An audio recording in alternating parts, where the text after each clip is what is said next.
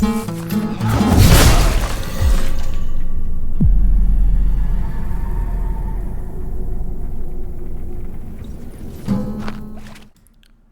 everyone, this is Dan Kuj, and today I wanted to talk about Mortal Shell, a Souls-like game originally released back in August of 2020.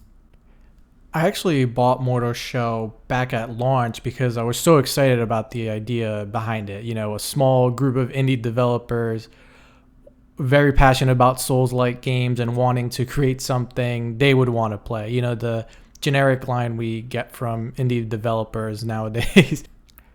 So of course I bought it, super excited to get immersed into the world of Mortal Shell. And here I am, about 5 months later, finally getting around to playing the game and ready to give my thoughts on about 10 hours of gameplay so far, with a little more remaining. I'm definitely a fan of the art style or art direction that the game went in. It's nothing that we haven't necessarily seen before in similar type games, but they chose to go for this gritty medieval kind of fantasy world, which for all intents and purposes does sound generic, but they do a great job at making it both believable but putting enough supernatural elements where, you know, you mainly go from fighting bandits in the beginning of the game and then you suddenly turn around the corner in a swamp and talk to a toad the size of a car. Another thing I'm enjoying is the actual gameplay mechanics. You're essentially playing a hermit crab. You go around and take over the unknown shells of fallen warriors that you find in the world. There's 4 of them. And each shell, as you learn more about them, you unlock new abilities that basically it's an upgrade system that you pay for with currency. And as you learn more about them, you unlock new abilities, and it changes the style of gameplay for each shell. So they essentially become different classes that you can play.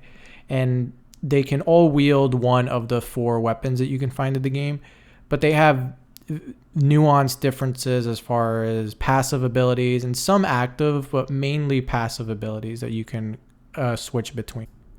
You also have the ability to harden, which is basically an on-demand shield that you can use on a very low cooldown. And you also have a last hit mechanic. So if an enemy essentially kills you, you get knocked out of your shell, and then you have this opportunity to run back and try to inhabit it again. And if you do, you go back to full health and you can restart the fight essentially. But if you get killed again, you just get killed and you have to run back to your body from wherever you left off.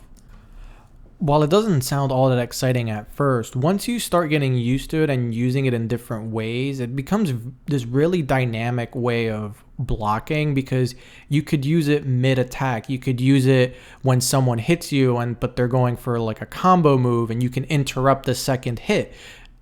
It gets really interesting when you start fighting tougher opponents, especially multiple opponents. It's really useful.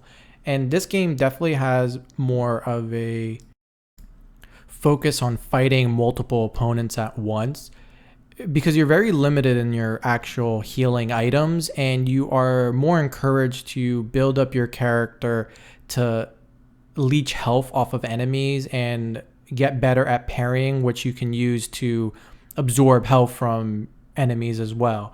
So it becomes a little more active, a little more action heavy, similar to how Bloodborne was more of a action Souls-like game and less emphasis on just, you know, ranged attacks or just building super tanky, even though you can be essentially really tanky in this game as well. I was also impressed by the sound, music, and voices of Mortal Shell.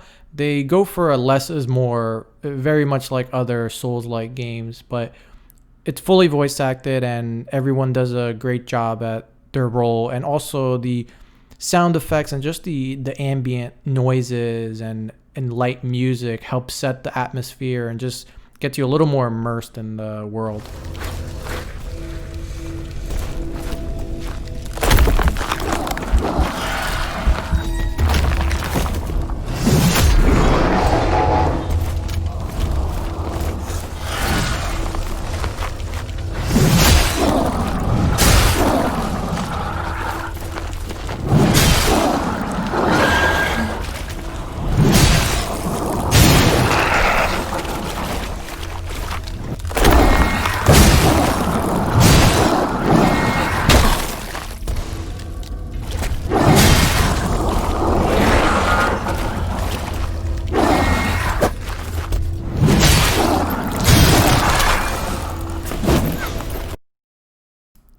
Well, my experience with Mortal Shell has been fairly positive. There are a few things that you should be aware of if you are considering buying the game. The game is fairly short overall.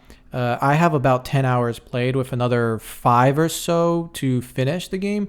There is a new game plus and plenty of items for completionists, but your mileage will vary on that.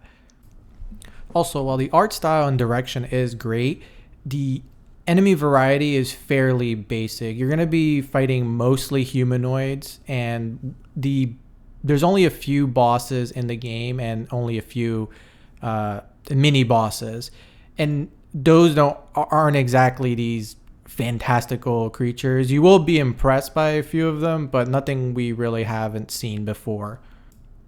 And the final caveat that may be a deal breaker for some people is that the customization is fairly non-existent. You do have the option of 4 different shells, but they're essentially classes that you can max out to get all their passives and some active abilities. And there's only 4 weapons in the game. So you could definitely see that there's a lot of passion put into this project, but they were limited by the funds and constraints of being a smaller team, and you could definitely see that in the weapon variety and the variety of shells that are available. So those are my thoughts on Mortal Shell. I've definitely been enjoying my time with it, and I look forward to beating it. Probably won't do New Game Plus just because of that lack of customization that I spoke about before, but I could say that I've enjoyed most of my time with it, and I would recommend it if any of these things sounded good to you and none of it is a deal breaker for you necessarily. So let me know in the comment section below. Are you looking to pick this up? Have you played it? Did you enjoy it? Recommend some other Souls-like games if you have some. I'd love to try them out and have a discussion on them as well. Hope you enjoyed the video, and thanks for watching.